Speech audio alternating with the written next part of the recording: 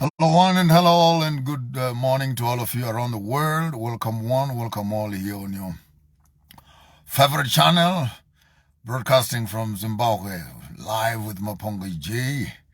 I hope you're well in whatever you're doing around the world. I hope you happy, you getting some inspiration. Seasons are changing, and it's quite interesting. This week has been very, very eventful right here in the southern African part of Africa.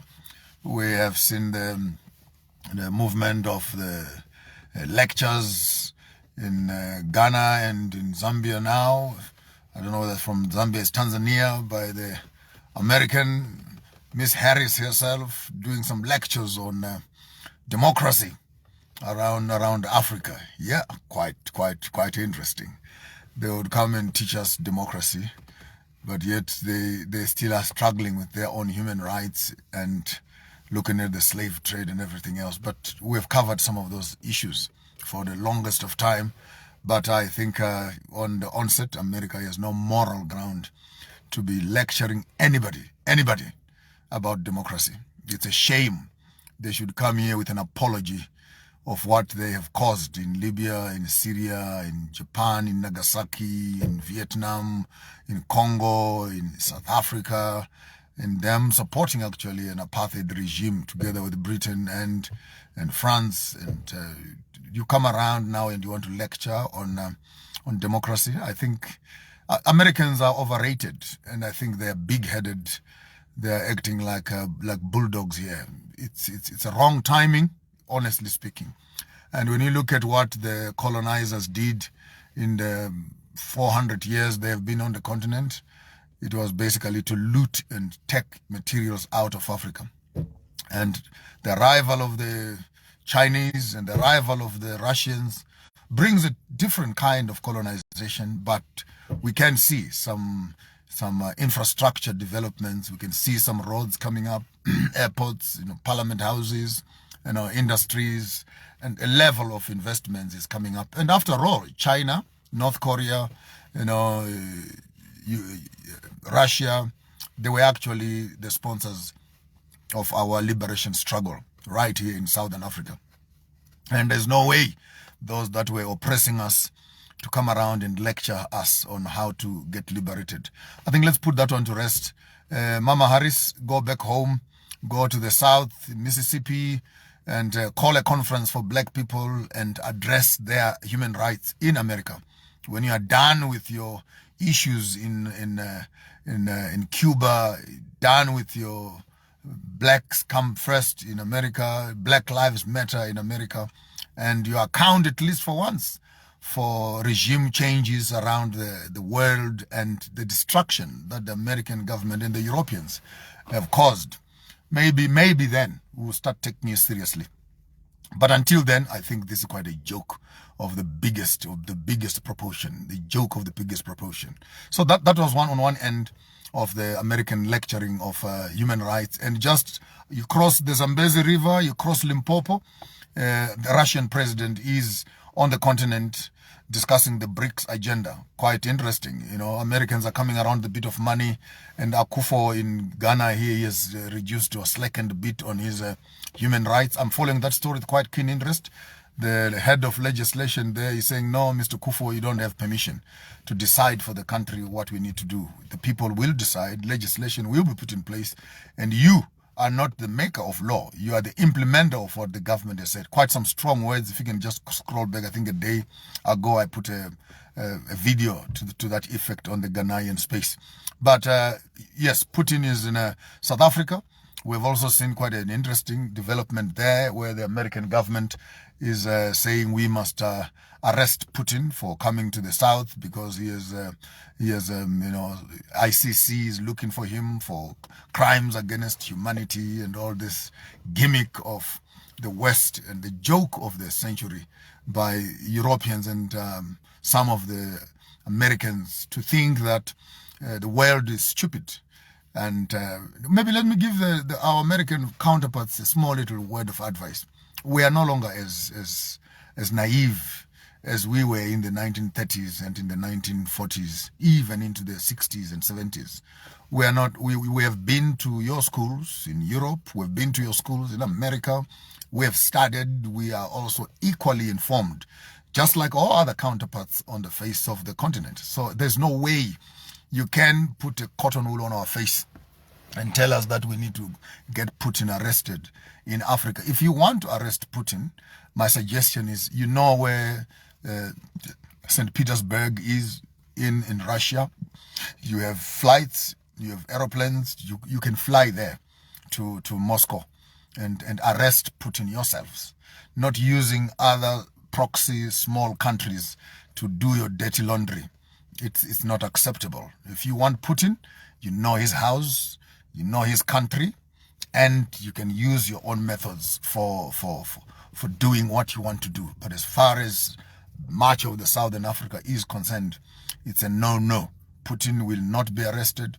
Putin will finish his business on the continent and will proceed back. Military drills that were done by Russia and China in South Africa are a clear indication of military unification, military drills, and etc. And as if you were blocked also as Americans to come here, not as dictators of institutions, but come here with knowledge-based kind of conversations. So if you also want to come to Africa and do military training, exchange of information, exchange of drills and etc., maybe just be honest and come around, put up your team also and come teach Africans how to fight and how to bomb and how to shoot and use drones and etc. Share information. Who knows? When you were in the Middle East, was it not funny that some of the wars you've been fighting, you were being shot at by your own guns? So we understand your restraint as Americans in terms of equipping Africans with military intelligence, because you're afraid that if we're military able to stand up for ourselves and protect ourselves, one day you might want to come and invade, and you may discover that your drills are as known to us as to yourself. So we understand your whole LGBT drive. You want to teach us how to sleep and how to make children, but you don't want to teach us how to fight and how to bomb and do exactly as you are doing also. So it's funny. It's funny that you are heading for moral degradation using Euro-American standards of community building. Right? If you want to come. Bring some guns with you, please. Bring some Hiroshima bombs with you. Bring some technology of drones and etc. And come and share some notes with African countries on how to shoot and how to fight also and how to protect and how Africans should protect themselves. So that's my one piece sense of, two piece sense of advice as far as the Putin issue is concerned. And finally, we also have been confronted with the Al Jazeera reports, and now it is popping up from everywhere that Al Jazeera reports are not just about the corrupt and indecent activities that are happening around the gold and trade, but actually that the South African government and South African immigration, South African banks are involved and implicated in this dry clean cycle, where gold is being smuggled out of Zimbabwe, some of it, not all of it, and it makes its way into South African space, where the Absa banks and other named banks on the program, that they're actually involved. So, and you want to talk about dirty money? You want to talk about money laundering? We cannot talk about money laundering except we begin to look at the colonial economic systems, which includes insurance, security companies, and banks. In the backdrop of that, logistics companies and refineries. And then the white people who used to be looting gold in Zimbabwe have now fled. They've run some in South Africa, somewhere around the world. They've been doing this for more than 100 years. And I think we are caught up in a war of gold mafias in the white space, who now feel with the coming of the Second Republic, their access to the gold in the country is being frustrated by the newcomers on the block. And so the whole interview actually is subjective.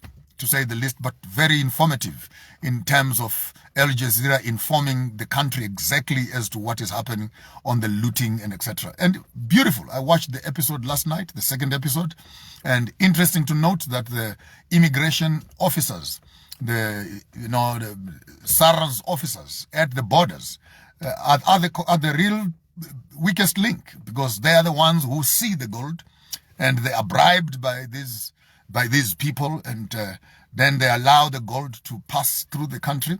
How the president and how other parties are implicated in that could not be subject to my speculation. But what we saw there is a weak link in terms of our border controls, that actually videos are there on the machines where gold and other materials are being smuggled outside of the country, only because the one who is sitting on the CCTV can be given so much money, and then he pays the one who is looking at the machine, and etc. So beautiful coverage right there.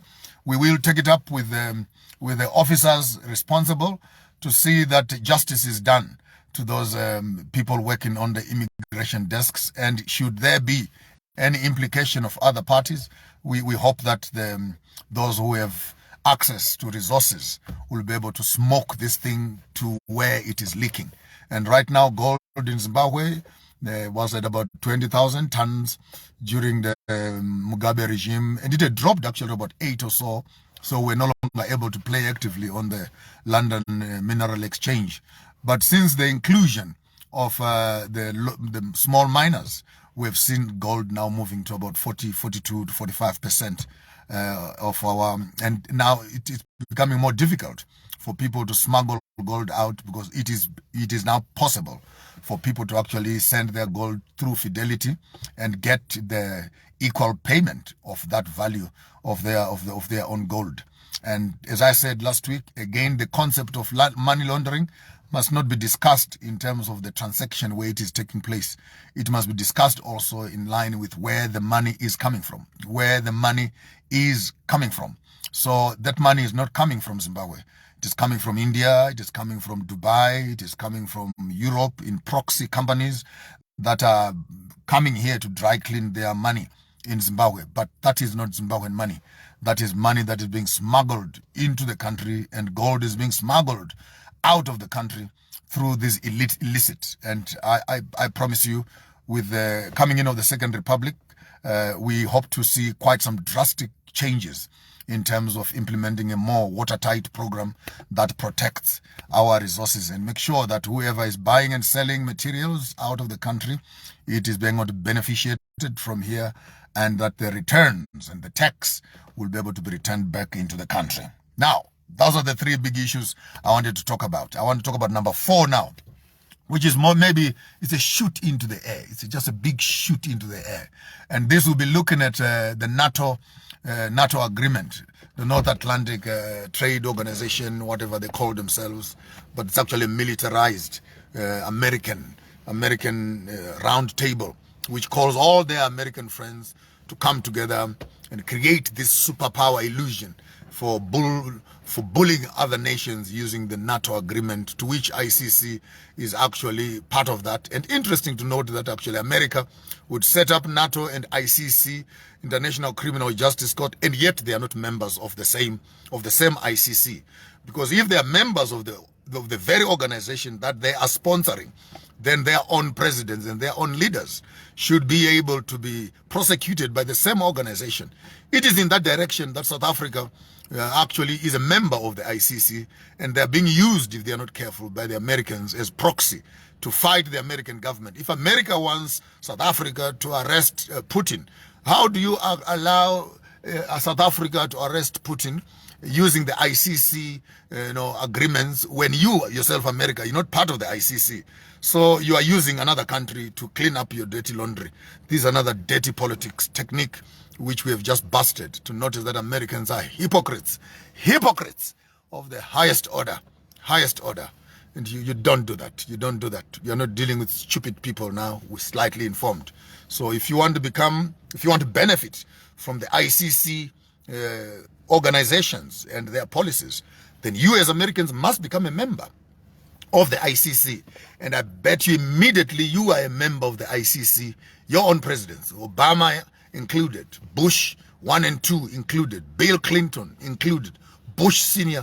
included, Ronald Reagan included, Carter included.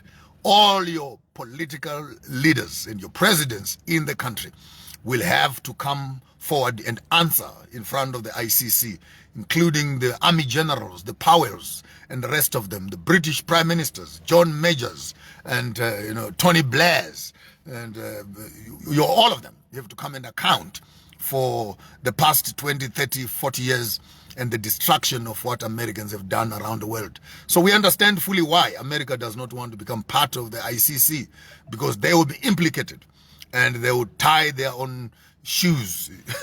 They'll tie the shoelaces of their own shoes and will not be able to go very far. So it's quite a smart move to set up an organization for criminalizing African leaders and refuse yourself to become part of the same international criminal justice court which you yourselves and Americans are sponsoring. So I want to shoot in the air, very recklessly so, because NATO has America sitting as the head boy of that group. When I looked at the list a few hours ago of BRICS, started off with 5 countries, now we have 10, 15, 20, 30, 40 other countries that want to be part of BRICS, including Zimbabwe, which I'm excited about. It only makes sense that we need now to create a parallel system to NATO. We need a parallel system to NATO. So we can have Americans as head boys on the other side. We lose nothing to take India, China, and Russia and come together and create superpowers where African countries that are smaller and weaker in terms of military base can also have protection around that. A new table is being set up, an economic table, which Americans are not part of the table. And having said that, with the petrodollar conversations that are now at high level, and the yen and the rupee ways of buying fuel, it only means that American paper money is slowly moving out of operation totally. There are new payment structures that have been set up now using the Russian and the Chinese and the Indian rupees and the yens to come together and have a new payment system that will circumvent the American way of doing business. This gives new opportunities. This opens new markets. This opens new powerful people. So there's nothing wrong with African leaders coming together and rally behind Russia to create the second superpower that is BRICS funded. Therefore, if BRICS is an economic structure that we're talking about on the upper level, then BRICS needs to have also a military side of BRICS, which then protects the members of the BRICS organizations from any invasions of the Europeans and the Americans. That makes sense, because if China should be putting money in Africa and then Americans threaten the sovereignty of a country, then the Chinese, because of their investments in the country, will need to militarily protect their investments. So does Russia. So there will be no sense in BRICS, Russia, China, and India to be investing so much money in Africa, and yet their investments is not protected, it is not secured with military power. Now it makes sense why Russia and China were doing the military drill in South Africa, because with that in mind, that we have so much investments coming from Russia and coming from India and China, the next biggest thing is to create a militarized Africa, which is in cooperation with Russia, China, and India to protect these investments. The Saudi Arabians also are here. They're also interested in joining BRICS now. Very, very interesting. And I like what I saw the other day when Russia is saying, no more paper money. We're going to be selling our oils and gases in gold. So if that becomes the password around the BRICS table, it means that when they are buying their platinums, they're buying their coals in Africa, we also don't want that useless US dollar paper money. We need to buy our raw material here using the same gold. What does it mean? Our exports out of the country go out as materials, but our payments are secured in the dollar gold, in the gold molds, in real physical gold. When that happens, it is goodbye to the American dominance. It is goodbye to the American dollar. It is goodbye to all those people who have stocked up US dollars in their houses, because the US dollar is, if things continue going the way they are, within the next 1 year to 2 years, we shall be seeing the falling and the constant sliding down of the American dollar. That money will be on the streets very soon, and no one will even pick it. It won't be worth anything at all. And this, it can only be achieved through the unity of the African nations. So the United Kingdoms of Africa is the weakest link right now, because our presidents are still working in silos. Immediately they begin to come together and understand the bigger, broader agenda, there will be no harm in putting together a parallel economic system to the American commercial system, a parallel military system, parallel to NATO, and a parallel trade preferential zone, which is actually contrary to New York stock exchanges and other bullies around the world. And Africans can begin to secure the ownership of their coffee, ownership of their raw materials, the logging stories, the mineral stories, and all other forms of trade. That will now begin to favor the Africans. And we are happy to see presidents in Africa slowly waking up from their sleep, slowly beginning to speak a different language. Burkina Faso, thumbs up. I see what is happening up there. Cameroon, pick up some speed. You know, Congo, we need more. Instead of fighting Rwanda and etc., understand the bigger enemy. Rwanda and Congo must unite and smoke the Americans and other people out of Congo who are looting resources out of Congo. So if we're not careful, we'll start fighting each other again. Tanzania, you need to pick up some notes from where Magufuli left off. I see Ruto in Kenya, beautiful speech there that you gave on the collapse of the American dollar, and that we need to start creating new molds. Beautiful clarion call. In a few weeks' time, it won't be business as usual in Kenya. And Cyril Ramaphosa, yeah, you're doing well, but you can do better. You can do far much better than that. And I think you are sitting on a time bomb. It's a matter of time before the issues of land and resources will blow up on your face. The longer we take to deal with it, the more bloody it will become when it finally happens. I don't know how best you can look for some stress valves and release some of that pressure that is mounting in the country as far as ownership of resources is concerned. Honorable Mnangagwa, the infrastructures are improving. I'm personally happy with what I am seeing. And I'm hopeful that in a matter of days coming, we'll be seeing the cleanup of all this mud smearing around the gold mafia story. I'm very, very, very excited to see movement there and the clamping down, cleaning up of that corridor there to make sure that there's good function. President Genkop, well done out there. We are watching what you have done with Botswana, lifting up the borders between Botswana and Namibia and allow the free movement of people in that region, particularly the Khoi and the San. And I'm glad our conversation when I was in your house has yielded some fruits. Well done. President Masisi, I'm watching your progress, and I'm glad to see you stretching out a hand up into Zimbabwe to also begin to create a borderless Zimbabwe-Botswana border, where Zimbabweans and Botswana people can begin to share. Botswana has diamonds. Zimbabwe has 82, 90 other minerals that we have. Surely this relationship will go a long way into sharing not only skills, manpower, but minerals, processing, and etc. And I'm very glad with what Masisi has done so far also as far as the De Beers contract is concerned.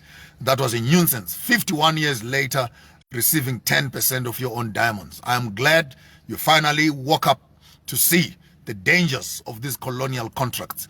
It's a lion's share for us as Africans. We don't apologize. 51% and above, the colonialists can take their 40%, and after 50 years, surely they've made enough money. So we need to start seeing more participation, more development. What Botswana looks like right now has been based on the 5-10% that De Beers has been contributing onto the GDP. But with a change of policy, and if we don't renew that contract and we recreate a new contract, surely Botswana people should begin to see a new Dubai in the desert. for Botswana is the biggest diamond producer in the world. In the world. But when you walk in through Botswana, you don't see the biggest diamond producer in the world in terms of, development at those levels. All they do, these De Beers, is to build offices for themselves and put a small little street in front of their offices. We're not talking of development like that. We're talking of harvesting the waters of Akavangos and, the Kanye spaces, the Maung areas, and building a real place where Botswana people should be able to enjoy the benefits of their own treasures and etc. On the south here, Swaziland, big problems down in Swaziland. The trade unions are disgruntled with the way in which the royalty is running. And I am not mixing my words. I think our Honorable His Royal Highness is not taking good advices from those that are near to him. Yes, the monarchy is a good thing, but if it is being abused, then you are going to cause the uprising of your own common and local people. There needs to be lots of work to be done in that regard. I would personally, given enough life in my bones, will try and make way there and try and do some whispering to the men I've grown up to respect over a long period of time. I lived in Swaziland and we have had some conversations on the religious space for a long time. But I think it is only fair for me to spare some of those words until I've made my direct contact with the King of Swaziland, King of Lesotho. Your birthday is coming, and congratulations to my big brother, Mr. Matikane. Matikane himself is the new Prime Minister of that country. We hope to see some changes and some drastic developments and industrialization of that country. I'm watching your space again with great interest. Mozambique, with the insurgencies of some of the militarized ISIS soldiers that have been making ways into the eastern part of Mozambique. We need to be careful before our countries are turned again into Islamic extremist environments. We need to work around, and we understand how the Americans and part of the African countries I won't mention were deliberately involved in terms of militarizing that part. And so to destabilize Mozambique would already mean that our exports and imports through the Beira corridor will be affected drastically, and that speaks of Zimbabwe. And our condolences to the deaths that are happening on the Malawi with Cyclone Freddy having claimed hundreds of lives there. Thank you, Mr. Hakainde, for sending some food rescues. Thank you, Honorable Mnangagwa, for sending some food parcels into Malawi. We also want to encourage other African governments that have excess food to share with our brothers in Malawi who are struggling because of the Cyclone Freddy that has almost drowned some of the provinces up in Malawi there. Very, very, very sad indeed. And with those few words, we want to say, have yourself a wonderful, wonderful weekend. Yours truly, Maponga J, giving you just a quick breakdown of what is happening in the southern tip of this beautiful land of Africa. And I am excited to be seeing such a huge political transformation in the region. We've been making noise on these platforms for 4, 5, 6 years. And sometimes some of you thought we had lost our minds. Some of you thought we were just conspiracy theorists. Some of you thought that we were just being crazy.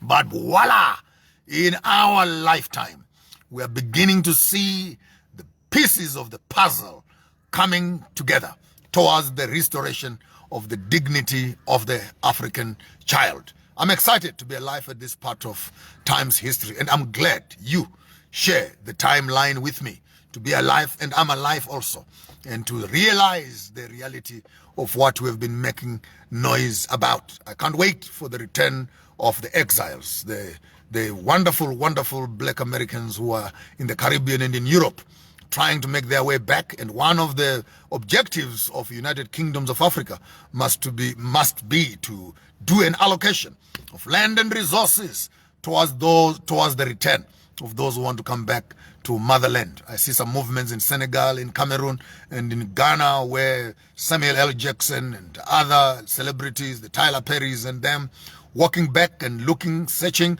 for their roots. It's not just coming to see their roots. And I also saw our favorite TV host show, what's his name? The comedian guy. His name can't come to my mind quickly. Also tracing his steps together with many ladies who have come back to Africa. We need to be deliberate about dual citizenship, particularly when it comes to our brothers who are in the Caribbean.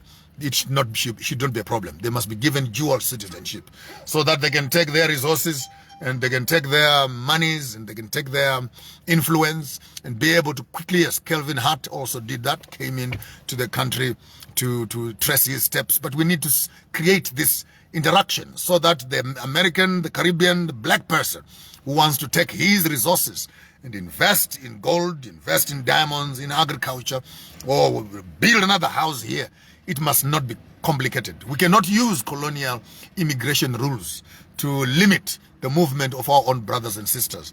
We need to slacken some of those rules a little bit and be deliberate in terms of prioritizing our own brothers as key to receiving support and help when it comes to immigration issues and them returning back to mainland.